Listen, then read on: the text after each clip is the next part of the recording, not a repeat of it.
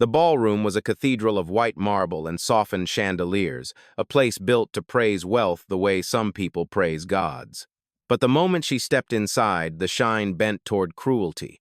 Yara stood at the edge of the crowd, a soft rose dress falling clean along her frame, her phone pressed lightly to her ear.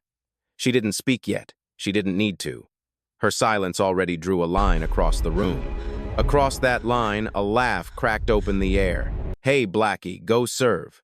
The words came from a woman with champagne confidence, blonde hair, perfectly curled blue gown, flawless smile, bright enough to cut skin.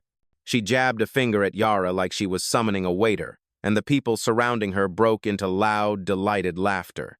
The sound was sharp, mocking, metallic. It hung above the ballroom like smoke. Dozens of heads turned, some eyebrows lifted, some smirks spread, a few whispered behind sparkling glasses. In rooms like this, mockery had its own gravity. Yara didn't flinch. Her jaw tightened almost imperceptibly. Her eyes didn't rise to meet theirs. They sharpened inward as if she were listening to something deeper than insult. She shifted the phone, closer thumb brushing the screen, but still she said nothing. And it was the silence that stirred the room more than any outburst could have. Behind the blonde woman, her entourage swelled with amusement men in tuxedos leaning in, one whispering, maybe she wandered in from the staff hall. Another chuckled, "Wrong door, sweetheart." The woman in blue doubled over laughing, clutching her pearls as she nudged her husband. "Can you believe this? They're letting anyone in tonight?" Near the bar, a young server froze mid-pour. He recognized the look on Yara's face still contained razor calm. Not the look of someone caught off guard. The look of someone who had seen this too many times to waste breath. The crowd didn't know her name. That was the point. She shifted her weight slightly, the light catching the edge of her dress. The ballroom's hum faded into a low tremor as she inhaled, once slow and steady, grounding herself in a quiet that felt almost unnatural in a room so loud. Behind her, someone murmured, "Is she going to say something?" Another voice answered, "People like her don't say anything. They just take orders." The blonde woman smirked, leaning forward. "Well, move. We're empty over here. Go grab us a round."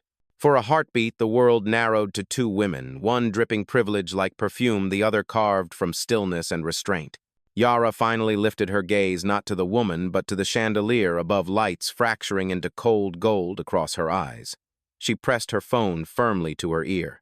Before we continue, the narrator's voice slid in like a low current. "Where are you watching from? Drop your city or country in the comments below. And if you believe in dignity and justice, hit like and subscribe." These stories spark change, and we're glad you're here. Now back to Yara. Her lips parted. "Activate Protocol 3, a soft command, barely audible, but it cut deeper than the insult ever could." The server near the bar stiffened. The blonde woman scoffed. And somewhere in the ballroom, power shifted quietly, unmistakably toward the woman the room thought was nobody. Yara didn't move at first.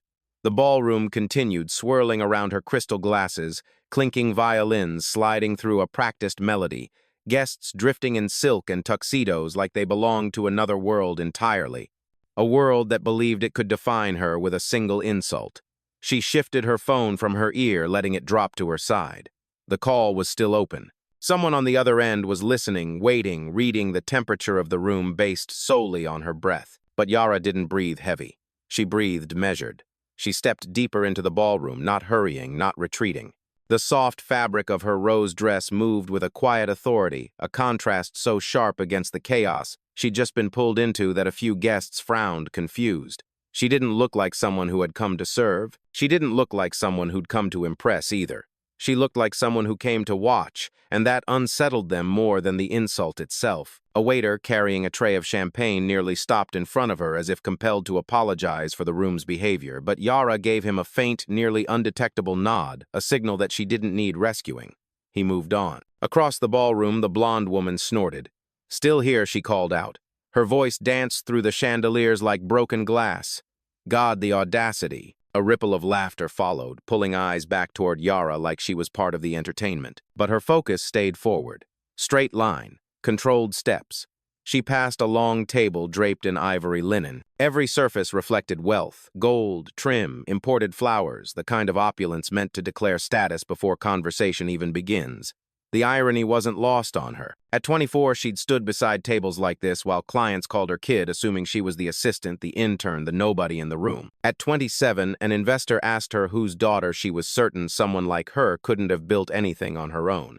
At 30, she walked into a boardroom and the chairman asked if she was lost. Tonight, they didn't know her either, and that anonymity was her weapon. She continued walking, blending into the flow of the gala, but never swallowed by it. Her presence carried its own gravity, quiet, dignified, deliberate. A few guests glanced at her, sensing something off script. One man whispered to his wife, "She isn't staff." "Is she?" The wife shrugged eyes, lingering on Yara longer than she meant to. Near the center of the room, a young man in a black vest, clearly a junior server, hesitated as she passed him. He seemed caught between doing his job and doing what felt right, acknowledging the wrong he had just witnessed. Their eyes met for a beat. He looked away first. People like him had been told their entire lives not to intervene, to keep the peace, to keep their head down. But the guilt tightened his jaw anyway.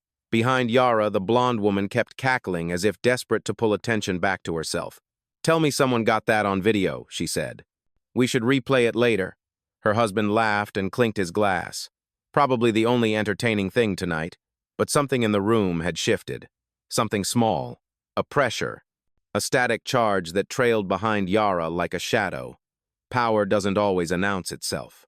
Sometimes it just enters the room and waits for everyone else to realize it. And the ballroom slowly, almost reluctantly, was beginning to realize it. The tension didn't come crashing down all at once.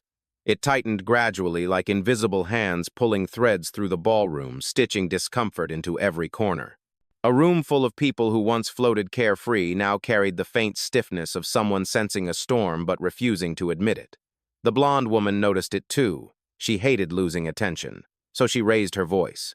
"Unbelievable," she announced loud enough to slice through the music. "They really need stricter entry checks. Anyone can walk in here wearing that."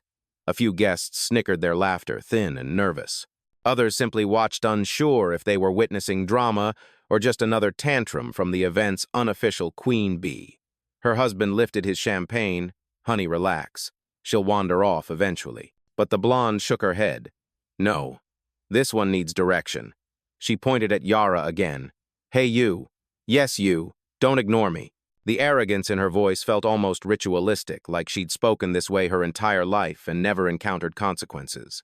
A middle-aged man nearby whispered to his companion, "I thought she was part of the staff." His companion squinted.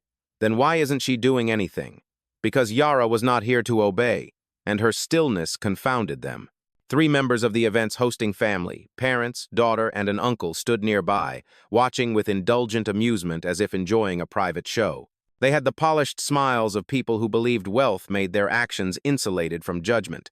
The daughter, barely 30 pearls glowing against her collarbone, gave Yara a slow, sweeping look. "She's definitely not on the guest list. I would have noticed," her mother chimed in. Then someone at security messed up again. One of the event coordinators, overhearing the conversation, hesitated. His eyes darted between Yara and the hosting family. He wasn't sure what to do, and fear made him lean toward the side that signed his checks. He stepped toward Yara with a tight smile that didn't reach his eyes. "Ma'am, are you lost? Or looking for the service hallway?" The audacity was quiet, but cutting. A few guests nearby exchanged looks, some disapproving, some entertained. A woman in emerald leaned to her date. "I swear the entitlement of people pretending to belong." He nodded. Ballrooms attract that type. But the young server from before, still holding his tray, hands trembling slightly, kept glancing at Yara, guilt chewing at him. He had seen her enter properly, seen her scan the room with intention, seen her endure humiliation without a single word. And somewhere deep inside him, something started to crack. Back at the center, the blonde's voice rose again.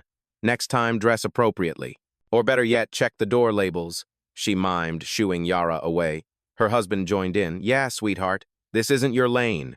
Yara paused mid-step, not because their words mattered, but because their certainty did.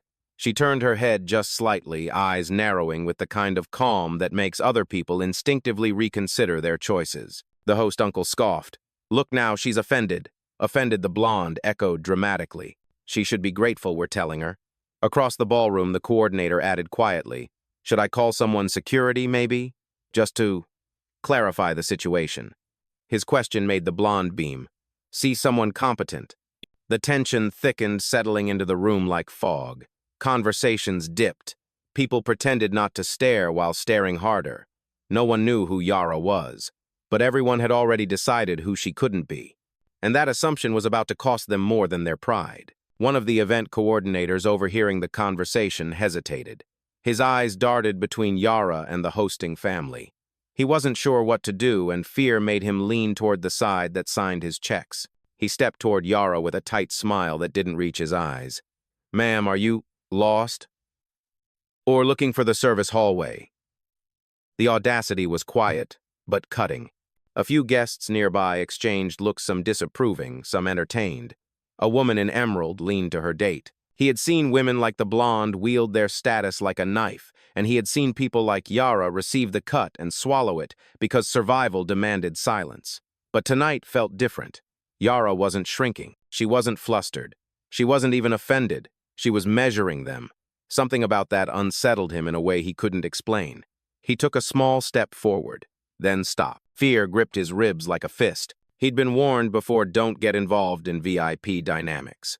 The wealthy guests were the engine of this event, and he was a replaceable cog. If he spoke up, he knew exactly how quickly they would discard him. Still, he looked at Yara, at her stillness, at her poise, and he understood with a clarity that frightened him that silence would make him complicit. The string quartet played on oblivious, but the ballroom no longer moved with the same ease. Conversations thinned. Smiles grew tight. The air felt like it was holding its breath, waiting for something, anything, to break the spell the blonde woman had cast over the room. It wasn't Yara who broke it. It was the young server. He stood near a column draped in white orchids tray, trembling slightly in his hand. He'd been watching from the moment the first insult sliced the air. Across the room, the event coordinator, older, careful, anxious, was inching closer to Yara as well, ready to usher her away discreetly to avoid offending the hosting family. His lips were already forming the corporate smile of someone about to say, "Let's speak outside," even though he had no authority to do so. The blonde spotted him and clapped her hands lightly. Finally, someone who knows how to manage situations. It's about maintaining the flow of the event. The server shook his head. No, with respect, it's about how she's being treated. Several guests turned at the sound of his voice.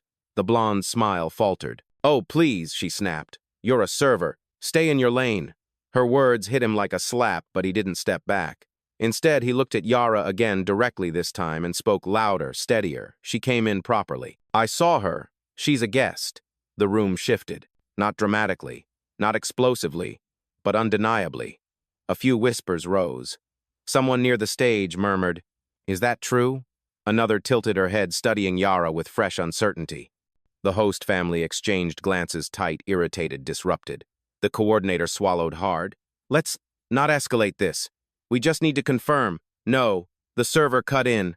"You're trying to remove her because they said so, not because she did anything." His tray quivered in his grasp, but his voice didn't. And for the first time since she stepped into the ballroom, Yara turned to look at him fully. Her gaze wasn't warm. It wasn't grateful. It wasn't emotional. It was acknowledging. A silent, "I see you." The kind of acknowledgement that could give someone a spine they didn't know they had.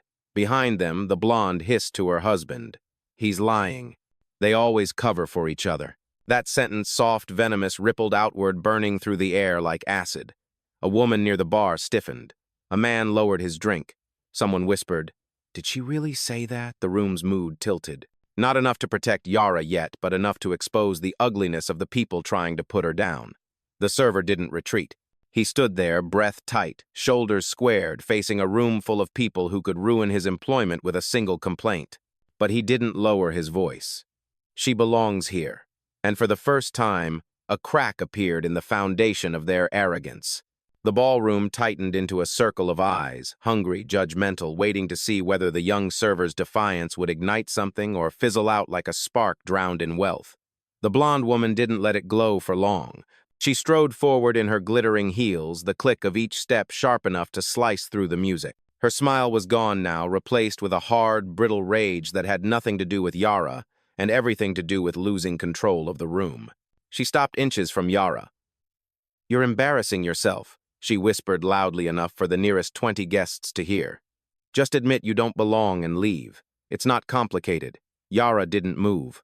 That stillness, silent, unshaken, infuriated her. The blonde reached out and grabbed Yara's wrist. Gasps snapped through the ballroom like small explosions. The server stepped forward in reflex. Someone whispered. She didn't just touch her, did she? But she had. Her fingers clamped down in a gesture meant to assert dominance, the kind of gesture she'd probably used her entire life without anyone daring to stop her. "Come on," she hissed. "Don't make this messy." Something flickered behind Yara's eyes. Not fear, recognition, memory. The ballroom blurred for a split second, not in panic but in clarity. She was 11 again, standing in a country club lobby her school had rented for an academic fundraiser. A white woman grabbed her arm exactly like this, pinching down to the bone. "This area is for members only," the woman said then. "Run along." She remembered staring at the marble floor, swallowing humiliation so deep it clogged her throat. She remembered the burn, the shame, the helplessness. And she remembered making a promise. One day nobody will put their hands on you again. The memory vanished as quickly as it hit. Yara's eyes snapped back to the present, to the ballroom, to the hand gripping her wrist. The blonde didn't see the shift, but everyone else did. A man near the bar whispered, "Oh, she picked the wrong one." The coordinator muttered, "Ma'am, please let go. This is escalating." The host family watched with offended fascination, as if the server had caused this by speaking up, not the woman who now refused to release her grip. But Yara didn't yank her arm away. She didn't raise her voice. She didn't retreat. She simply said, "Cold and precise, remove your hand." The blonde scoffed. "Or, what? You'll remove it." The temperature of that command sliced through the room. The blonde jerked back, startled not because of volume, but because Yara's tone carried a quiet authority she couldn't explain. It rattled her. She straightened, trying to recover. "Security," she barked, looking around wildly. "Where are they? Someone escort her out now." The coordinator tried again, gently reaching toward Yara. "Ma'am, if you'd just step aside with me." Yara didn't even look at him. "Don't," she said. He froze. More guests gathered, half hiding their curiosity behind their glasses. The young server shook his head at them, frustrated by their cowardice. "She did nothing," he repeated. "This is harassment." The blonde spun. "This is protocol," she snapped. "You have no idea who stands behind this family." And then, because cruelty always reaches for the ugliest words when cornered, she added under her breath just loud enough to carry, "You people never know your place." Silence detonated across the ballroom. A woman in emerald choked on her drink. A man set his glass down too hard. The young server went pale with anger. That sentence was the breaking point. Not because it was the worst thing she said, but because it revealed everything she meant. The music faltered. The air thickened. The night cracked open. And Yara, standing where she'd been the whole time, lifted her phone again with a composure that felt almost dangerous. She didn't shout. She didn't tremble. She didn't ask for witnesses. She issued a command. "Proceed to phase 2. The words were soft, but the consequences were about to be deafening. The phone was back at Yara's ear before most guests understood what phase 2 even meant. No rush, no tremor, just precision. A soft click came through the line. Then a voice, calm, professional, efficient. "Confirmed. Do you need verification pushed to the network?" Yara didn't answer immediately. She let the ballroom breathe in the suspense it had created for itself. 100 eyes locked on her, many of them confused, a few alarmed and one pair, the blonde's narrowing with the beginnings of fear she refused to admit. "Yes," Yara said. "Push it." "Understood. Uploading to event systems now." The blonde blinked. "Event systems? What the hell is she talking about?" Her husband frowned. Probably bluffing. But the room disagreed.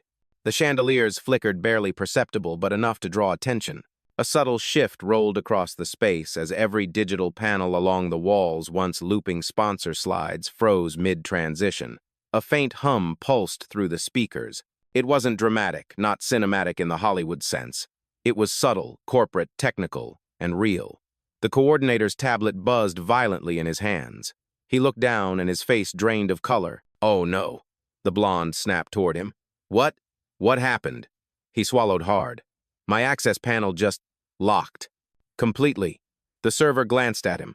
Locked how the coordinator tried tapping the screen again. It flashed red. System override. Authorization level. Executive. The murmur that rippled across the ballroom wasn't loud, but it was sharp, like glass cracking. The host family stiffened, an instinctive freezing any time power shifted in a direction they couldn't control. Their uncle stepped forward. "Ma'am," he said, trying for stern authority, "you don't have the right to interfere with our event systems." Yara turned her head just slightly. "The system isn't yours." He stopped. "Excuse me, the venue system," she clarified, "don't belong to you." Confusion spread like a stain. The blonde's mother whispered harshly, "What does she mean? We paid for this event." The coordinator, still staring at his locked tablet, whispered, "This override. It's tied to ownership credentials." The host uncle snapped, "Our family owns the lease for this property." "No, it doesn't." Yara's voice cut clean through his sentence. The room paused, heavy suspended, caught between disbelief and something more dangerous suspicion. The young server stared at her, heart hammering. "Who are you?" Yara didn't answer him. Not yet. Instead, she took a slow step forward, her first decisive movement all night. It shifted the energy instantly. The blonde backed up half a pace before catching herself. "Stop with the theatrics," the blonde hissed, though her voice had lost its arrogant shine. "You're pretending. You're nothing." Yara raised her phone again. Status update.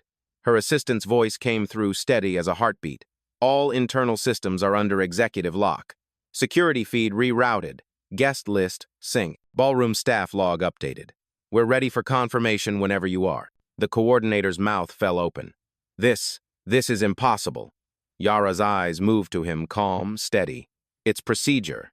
The host father spoke for the first time, stepping forward with the stiff posture of a man used to being obeyed. "You need to stop this right now. You're disrupting our gala." "No," Yara said. "I'm correcting it." A few guests, those who'd stayed silent before, shifted subtly toward her side of the room. Not close enough to intervene, but close enough that the host family noticed. The blonde pointed a trembling finger. "Why are you doing this?" Yara's reply was almost gentle. "Because you crossed a line." And in the stunned silence that followed, the ballroom finally understood. This wasn't a bluff. This wasn't a tantrum. This wasn't an accident. This was a woman who came prepared. A woman with structure, with protocol, with power waiting quietly in the wings. And she had just begun to use it. Phase 2 was only the first step. The ballroom wasn't moving anymore. Not really. It was breathing shallow, uneven, like a room holding itself together with the last thread of denial. Every screen along the white walls flickered again. A soft chime rolled through the speakers, subtle but unmistakable, the kind of notification tone reserved for high-level administrative alerts. A few guests exchanged looks. The host family stiffened. The blonde grabbed her husband's arm. "Tell me this is some sort of prank." "It has to be," he whispered, though he didn't sound convinced. "No outsider can access a locked venue network." "Exactly," she shouted, too loud, too desperate. "She can't do this. She's no one." Yara finally turned to face her. Not rushed, not dramatic, just a clean pivot, precise, steady, decisive. She held the phone low, angled at her side. The call was still active. Her assistant spoke with clinical clarity. "Everyone in the building can now view the executive override log. Your credentials are front-facing." A gasp snapped through the room. Several guests turned toward the nearest digital panel. Lines of text scrolled down the screen. "Autonomous authoritative executive override access owner Yara Hendrix." A woman near the stage whispered Hendrix, as in the Hendrix Group. Another guest answered. "The ones negotiating the 900 million acquisition." The host uncle paled. "Wait, that's impossible." The blonde's husband took a step back. Honey, stop talking." But she didn't. She couldn't. Panic makes arrogant people louder. "This is a mistake," she barked at the screen. "She doesn't look like an executive, she looks like Yara." Cut her off, her voice soft enough to hush the room. "Finish that sentence." The blonde froze. Her mouth stayed open, but no sound came out. Yara stepped forward just once, but the single step landed like a gavel, heavy and decisive. "You called me a fraud," she said quietly, "in a building my company owns." The words fell with the weight of truth, not shouted, not embellished, just delivered, and the ballroom ruptured into stillness. The coordinator dropped his tablet. A man near the bar whispered, "God." The young server covered his mouth, eyes wide with recognition and relief. But Yara wasn't finished. She lifted her chin, her voice calm as steel under velvet. "You question my place," she said, staring straight at the blonde while standing in mine. The blonde stumbled back. You can't be serious. This place belongs to the Montrose family." "No," Yara corrected. "It did." Her tone sharpened like a clean cut. "Hendrix Group acquired the property 6 months ago. Your family only leases it." A shockwave rolled through the crowd. Someone whispered. That's why the override worked. Another added. She outranks all of them. The blonde's voice cracked. Why didn't you say anything earlier? Yara didn't blink. You didn't ask. You assumed. Her assistant's voice chimed through the phone again, crisp and final. Yara Phase 3 is ready. Authorization pending. The coordinator looked like he might faint. The host father took a step forward, but uncertainty rooted him to the floor. And the server, the one who had spoken up first, whispered under his breath, Holy, she's the boss. Finally, as the room collapsed into awe and dread, Yara delivered the line that would replay on every phone, recording every upload, every whisper for weeks to come. I wasn't silent because I was powerless. I was silent because I was giving you space to reveal yourselves. The chandelier light glinted across her eyes. The ballroom bowed to the truth. This wasn't just a reveal. You question my place, she said, staring straight at the blonde while standing in mine. The blonde stumbled back. You can't be serious. This place belongs to the Montrose family. No, Yara corrected. It did. Her tone sharpened like a clean cut. Hendrix Group acquired the property 6 months ago. Your family only leases it. A shockwave rolled through the crowd. Someone whispered, That's why the override worked. Another added, She outranks all of them. Yara, he whispered. Is this permanent? She didn't answer him. Not yet. From behind her, a ripple of movement, small, panicked, quivered through the host family. The patriarch reached into his jacket for his phone. The matriarch clutched her pearls like they were life preservers. The uncle was muttering to himself, repeating, This can't be legal, as if chanting it might make it true. But the blonde, she was sinking. The blonde's voice cracked. Why didn't you say anything earlier? Yara didn't blink. You didn't ask. You assumed. Her assistant's voice chimed through the phone again, crisp and final. Yara Phase 3 is ready. Authorization pending. The coordinator looked like he might faint. The host father took a step forward, but uncertainty rooted him to the floor. And the server, the one who had spoken up first, whispered under his breath, Holy, she's the boss. Her confidence, once explosive and blinding, now crumbled in front of everyone. Her lipstick smile had vanished, replaced by a trembling line cut through with fear. She grabbed her husband's arm. Say something, she hissed. Fix this. Her husband tried. He stepped toward Yara, palms open, the tone suddenly genteel, smooth, rehearsed. There's clearly been a misunderstanding. If you give us a moment privately, I'm sure. The ballroom screens refreshed again. Yara finally looked at him. Her gaze was surgical. You fund a gala, she said quietly. You don't run the building. A beat. And you don't run me.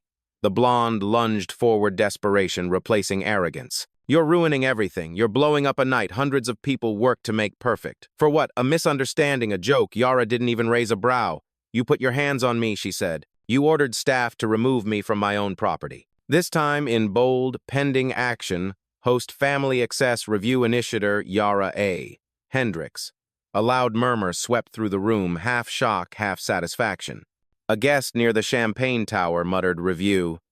That means she can revoke their privileges. Another whispered, She can shut the event down. The blonde's husband lost the smooth tone instantly. His composure snapped like a brittle twig. You can't do this, he barked. Our family built this gala. We fund these programs. He finally understood the position he was in. Yara looked at him for a long moment. Then she spoke, not cruel, not triumphant, simply factual. I gave you every opportunity to act with dignity. You chose spectacle. You chose hostility. You chose to escalate. Her voice was steady, almost gentle, but firm enough to tilt the air. And now, she finished, you'll experience the consequences you believed you were exempt from. She lifted her phone. Proceed. The room inhaled sharply. Confirmed, her assistant replied. Revoking all host family privileges. Updating legal logs, notifying board. The ballroom screens blinked. Access revoked. Montrose, family status suspended. Gasps, whispers, the sound of a dynasty cracking in real time. The blonde staggered back as if struck. Her husband froze. The matriarch dropped into a chair, stunned. And the young server, heart pounding, watched the entire empire that had terrified him for years fall apart in under a minute. Not with yelling, not with chaos, with procedure, with precision, with justice. The ballroom didn't recover right away. It hung in a strange, trembling quiet, like the air itself was trying to understand what had just happened. People stood frozen in clusters, unsure whether to speak, to move, or simply to bear witness to the kind of justice they'd only seen online in shaky phone videos. But this wasn't shaky. This was crisp, precise. A reckoning played out beneath chandeliers worth more than most people's cars. The host family, once pillars of the room, now looked like statues carved from fear. The matriarch's hand shook against her pearls. The patriarch stared at the screens, disbelief cracking his expression. The blonde stood hollow-eyed, her confidence drained until only panic remained. Yara lowered her phone. No flourish, no victory pose. Just a soft exhale that felt like the final line of a symphony. The assistant's voice chimed once more. All systems updated. Board notify. Legal protocol archived. Standing by if you need anything further. Yara ended the call. That tiny click echoed louder than the quartet. Slowly, the guests began to shift. Not away from her, toward her. A subtle, instinctive recalibration of respect. Their eyes carried something new, not pity, not curiosity. Recognition. One woman near the stage whispered, "She controlled the entire building." A man beside her answered, "No, she owns the entire building." Meanwhile, the blonde, the architect of the night's humiliation, stood frozen, mascara smudged, chin quivering. Her entire posture collapsed inward like a queen without a throne. Her voice was barely a whisper. She ruined us." A woman nearby snapped her head toward her outrage, finally breaking through the room's paralysis. "No," she said sharply. "You ruined yourself." The sentence sliced cleaner than any of Yara's words. The blonde recoiled as if slapped. His throat tightened. He nodded.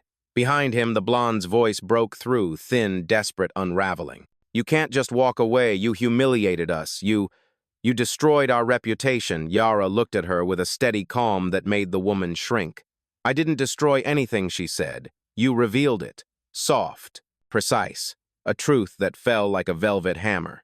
The blonde took another step back, and her heel slipped on the polished floor. Her husband caught her, but even he looked shaken by the night, by the truth, by the realization that wealth couldn't shield arrogance forever. Yara turned away from them without another word. She began walking toward the exit, and something remarkable happened. People moved aside, not pushed, not instructed. They parted naturally, a path forming as though the room itself acknowledged who held the real authority here. The quartet faltered, unsure if they should keep playing. The staff stood straighter. The energy in the room rewrote itself around her presence. As she passed the coordinator, he whispered, "What will happen to them?" Yara didn't slow. "Whatever they earned," she said. "Nothing more, nothing less." Her heels tapped across the marble in a slow, measured rhythm, unrushed, unbothered. Every step carried the weight of her power, and the restraint that made that power terrifying. At the doorway, she paused, not to look back, but to let the moment breathe. The room leaned forward, waiting, needing closure. Her words came quiet, barely above a whisper, yet they threaded through every corner of the ballroom. "I didn't raise my voice tonight. I raised the standard." Then she left, not with an entourage, not with fanfare. With dignity, the kind that doesn't need witnesses but gets them anyway. And the ballroom, stripped of its illusions, finally understood. Power doesn't shout, power decides. The doors closed behind Yara with a soft hush, but the silence she left behind wasn't soft at all. It pressed down on the ballroom like weight, real tangible, almost physical. For the first time all night, people seemed aware of themselves and of how they had behaved. The host family didn't move. They hovered in the center of the room like abandoned statues, stripped of their glow, stripped of the invisible armor privilege had always wrapped around them. Without their status, they looked strangely small, ordinary even. The matriarch spoke first, voice trembling in a way none of them had ever heard. What do we do now?" Her husband didn't answer. He couldn't. He was staring at the screen displaying the word suspended, a word that meant more than humiliation. It meant accountability. A few guests began stepping away, pretending they hadn't been part of the laughter, the whispers, the casual cruelty. They drifted toward the edges of the ballroom, adjusting their cuffs, straightening their dresses, hiding their fear behind forced conversations. But other guests stayed exactly where they were, replaying the scene in their minds with a sinking realization. They had witnessed injustice, and most of them had done nothing. A man in a navy suit exhaled shakily. "I can't believe. Did we really just let all that happen?" His date nodded slowly. "We did." And she saw everything. Everyone did. Near the champagne tower, the young server finally set his tray down. His hands were still trembling, but this time from adrenaline, not fear. The coordinator approached him, voice hushed. "You shouldn't have intervened," he whispered. The server lifted his chin. "I'm glad I did." The coordinator's breath caught. He looked away ashamed in a way he couldn't express, because he had known the right thing to do and he hadn't done it. Meanwhile, the blonde, the architect of the night's humiliation, stood frozen, mascara smudged, chin quivering. Her entire posture collapsed inward like a queen without a throne. Her voice was barely a whisper. She ruined us." A woman nearby snapped her head toward her outrage, finally breaking through the room's paralysis. "No," she said sharply. "You ruined yourself." The sentence sliced cleaner than any of Yara's words. The blonde recoiled as if slapped. Her husband stepped in front of her, defensive but shaken. "It was a misunderstanding," he said weakly. The woman in emerald, who had watched quietly all night, stepped forward. "No, it was a pattern." And everyone here saw it. Heads lowered, mouths tightened. Truth had a way of exposing rot. Across the room, conversations shifted from gossip to introspection. A group of younger guests huddled together, whispering. "Did you see how calm she was? She didn't scream, didn't push." At the doorway, she paused, not to look back, but to let the moment breathe. The room leaned forward, waiting, needing closure. Her words came quiet, barely above a whisper, yet they threaded through every corner of the ballroom. "I didn't raise my voice tonight. I raised the standard." Then she left. Not with an entourage, not with fanfare. With dignity, the kind that doesn't need witnesses but gets them anyway. In people. Behind him, someone murmured, "This night will go viral by morning." Another added, "Good. People need to see it." The ballroom, once a temple of arrogance, had become a mirror. And everyone for the first time had to look at themselves in it. Justice had happened in real time. Now the consequences would ripple long after the lights dimmed. Just handled everything. That's real leadership. Imagine facing that kind of hatred and still keeping your dignity. The quartet, unsure whether to play or pack up, plucked a few hesitant notes that hung awkwardly in the air before fading. Even music didn't dare compete with the fallout. For a moment, the server thought he saw Yara through the glass doors, a silhouette disappearing into a waiting car. He wasn't sure. It didn't matter. She had left her mark. Not just in policy. The coordinator's face sagged. "Already, protocol requires immediate documentation," the officer replied. Given the nature of the violation, the room stirred. Violation. That word spread like smoke. The matriarch gasped. "What violation? We're the victims," a hush fell. Even the guests who had stayed neutral now watched with brutal clarity. The officer turned to her. "Ma'am, the incident involves harassment of an executive property owner, attempted physical removal, and discriminatory language in a corporate leased space. All of it was recorded." Recorded. The blonde's knees buckled. Her husband whispered sharply, "Tell me you didn't say anything on camera." Her voice cracked. I don't know." The officer moved to the digital panel and tapped a series of commands. Instantly, a replay window opened, snippets of audio-video timestamps. Not full footage, but enough to confirm the key moments. Enough to ruin reputations. Enough to satisfy legal teams in the morning. The patriarch clutched the back of a chair. "We can negotiate this," he said desperately. "We've worked with Hendrix Group before. Yara knows us." "She knows your behavior tonight," the officer replied. The blonde's voice trembled. "What happens now?" The officer didn't soften. "Executive legal has been notified. Your contract renewal will be frozen pending review. Temporary access suspension is active. A full statement will be issued once the internal report is complete." The host family stared stunned. A guest muttered, "That's corporate death." Another whispered, "She took everything from them without ever raising her voice." Meanwhile, across the room, the young server watched the officers work with a strange mix of fear and awe. The coordinator's face sagged. "Already, protocol requires immediate documentation," the officer replied. Given the nature of the violation, the room stirred. Violation. That word spread like smoke. The matriarch gasped. "What violation? We're the victims," a hush fell. Even the guests who had stayed neutral now watched with brutal clarity. The officer turned to her. "You're being treated like participants in a documented corporate incident." It was the kind of sentence that only made things worse. Clean, professional, lethal. Across the ballroom, staff began murmuring. They had never seen the Montrose family cornered, not once in decades. Tonight, the hierarchy had rewritten itself in real time. And standing somewhere outside, already heading home, was the woman who set the system in motion with 2 words and absolute composure. Proceed to phase 2. A simple command. But here, inside this collapsing glitter palace, it had become something more. A shift in power. A lesson carved into marble floors. A warning that would echo across every boardroom, every gala, every dinner table these people touched. Assumptions have consequences, and this time the consequences were systemic. As the officers collected final notes, the coordinator approached them, voice small. Will this go public? One way or another, the officer said, the truth usually does. Outside, the night held its breath, and the real fallout was only getting started. The night air outside the ballroom was cold and clean, a sharp contrast to the thick tension Yara had left behind. Her driver opened the rear door of the black sedan, but she didn't step in right away. She took a single moment on the pavement, one breath, one pause, letting the city's quiet hum wash over her. She didn't savor the victory. She didn't replay the humiliation. She simply allowed the stillness to settle. Inside her phone, a soft vibration pulsed. A message from her assistant board acknowledged. Full legal team mobilized. Media containment underway. Yara slid the phone into her clutch without answering. She didn't need to. The machinery of accountability was already in motion, and she had no desire to stand over the wreckage. Her work tonight was done. She stepped into the car. The door shut with a deep, muted thud, final, decisive, like a gavel marking the end of a trial. But the world behind her wasn't done. Inside the ballroom, phones buzzed with notifications. Not from guests, from the venue itself. A push alert appeared on every connected device. Incident registered. Hendrix Group Protocol. Internal review in progress. The blonde stared at the notification as if it were a death sentence. Her hands shook. Her breath came uneven. She whispered, "They'll ruin us. They'll actually ruin us."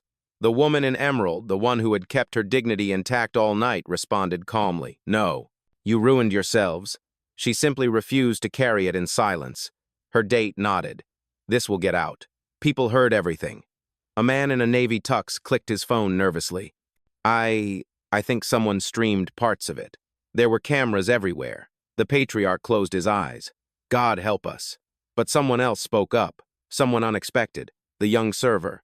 "That's what she gave you," he said quietly. "A chance to see yourselves before the world does." His words landed softer than Yara's, but no less true.